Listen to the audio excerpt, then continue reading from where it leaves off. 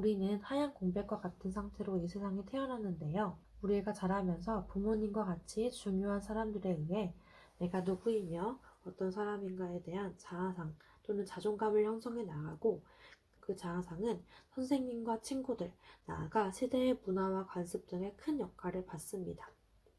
즉, 저희는 성장 과정에서 수많은 언어적, 비언어적 메시지들을 통해 자신이 누구인지 자아 정체성이 형성되는 것입니다. 여러분, 어렸을 때 부모님이나 가까운 가족에게 들었던 말 중에 어떤 게 기억나시나요? 네가 딸로 태어나서 정말 기뻐.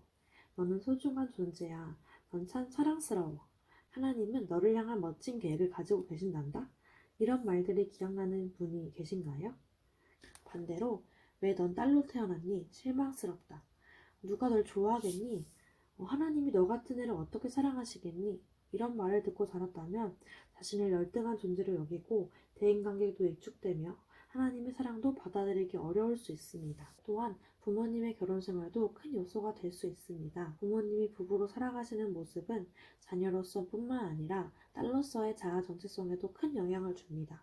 아버지가 어머니를 지극히 아끼며 사랑하는 것을 보고 자랐다면 사랑받고 보호받고 존중받는 여성성이 형성되었을 것입니다. 반대로 어머니가 아버지에게 억눌리고 무시당하는 것을 보면서 자랐다면 남성의 권위에 대한 부정적인 선입관을 갖게 되고, 억압받고 무시당하는 여성상을 갖게 되며 특히 남성과 권위주의에 대해 분노를 보이게 됩니다.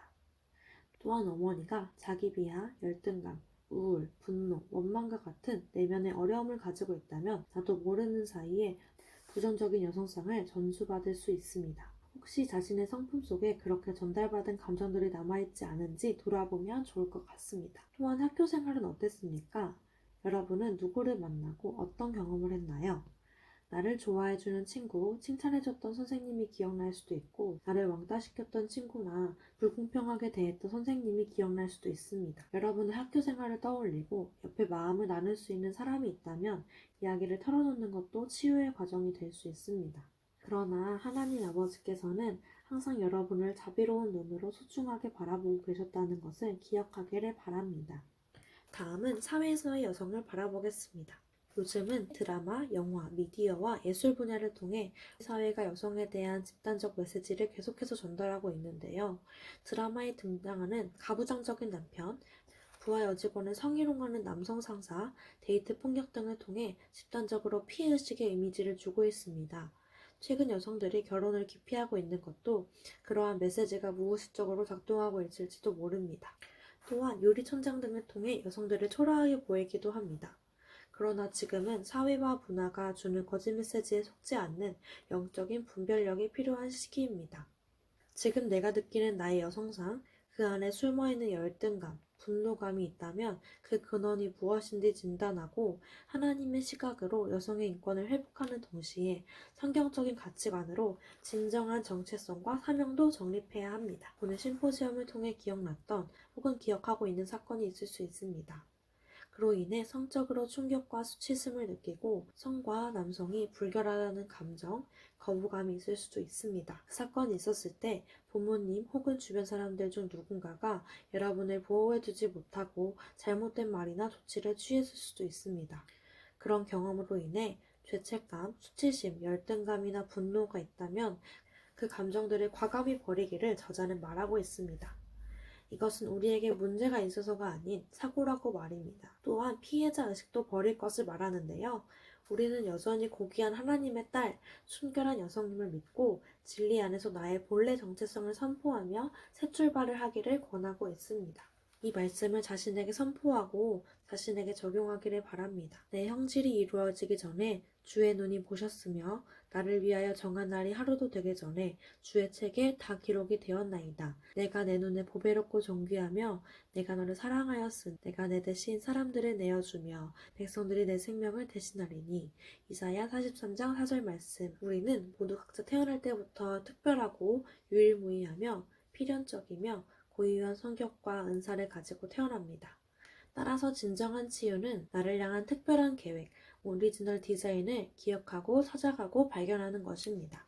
사단은 어떠한 경로나 누군가를 통해 나의 자존감을 망가뜨리고 나를 향한 하나님의 목적을 잃어버리게 했습니다. 그 거짓말과 감정을 거부하고 이 질문에 대한 대답을 찾는 것입니다. 주님, 저를 향한 계획은 무엇입니까? 제가 잃어버렸던 저를 향한 계획, 오리지널 디자인이 무엇입니까? 저의 독특성과 특별한 재능은 무엇입니까? 이 질문에 대한 답을 찾을 때 진정한 자존감이 극대화될 것입니다. 나를 향한 특별한 하나님의 계획을 찾아가시기를 바랍니다. 사마리아는 그 시대의 천대받는 여인이었습니다. 예수님은 물을 좀 달라라고 말씀하셨죠. 바로 사마리아인의 영적 목마름을 보신 것이죠. 예수님은 바로 이 여인의 영혼에 깊은 존중과 관심을 보여주셨어요. 천대받던 여성인데 왜 관심을 주셨을까요? 예수님이 여성을 하나님의 형상으로 지으신 창조주 하나님, 바로 그분이시기 때문입니다. 예수님께서는 가서 내 남편을 불러오라 라고 말씀하셨죠. 그 사회에서는 당시 여자가 남편을 떠나는 것이 불가능했습니다. 남편은 아내를 버릴 수 있는 관습이 있었죠. 또 먹고 살기 위해서는 또다시 남자에게 의존해야만 했습니다. 이 여인은 얼마나 불행하고 억울했을까요? 남자들에게 버림받은 분노와 불신이 있었을지도 모릅니다. 사마리아 여인은 예수님을 만나서 오랫동안 잊어버렸던 예배라는 단어를 떠올렸습니다. 사마리아인들은 그리심산에서, 유대인들은 예루살렘산에서 예배를 드리는 게 참 예배라는 신학적 논쟁이 있었습니다. 그러나 예수님은 참 예배는 장소가 아니라 예배의 주인이신 예수님을 만나는 데서 출발한다는 것, 그리고 예수님께서 메시아라는 것을 이 여인에게 처음으로 말씀하신 것입니다. 상처가 별이 되어 동네로 들어가서 사람들에게 이르되 내가 행한 모든 일을 내가 말한 사람을 와서 보라. 이는 그리스도가 아니냐 하니 그들이 동네에서 나와 예수께로 오더라. 요한복음 4장 28절에서 30절 말씀. 아멘. 이 여인은 전도자가 되었습니다. 상처 입은 치유자라는 말이 있습니다. 그 사람이 상처를 경험했기 때문에 다른 사람의 아픔을 이해하고 치유하는 사람이 될 수 있다는 의미입니다. 오늘 이 심포지엄을 통해 여러분도 새로운 계획을 찾아 출발하기를 소망합니다. 감사합니다.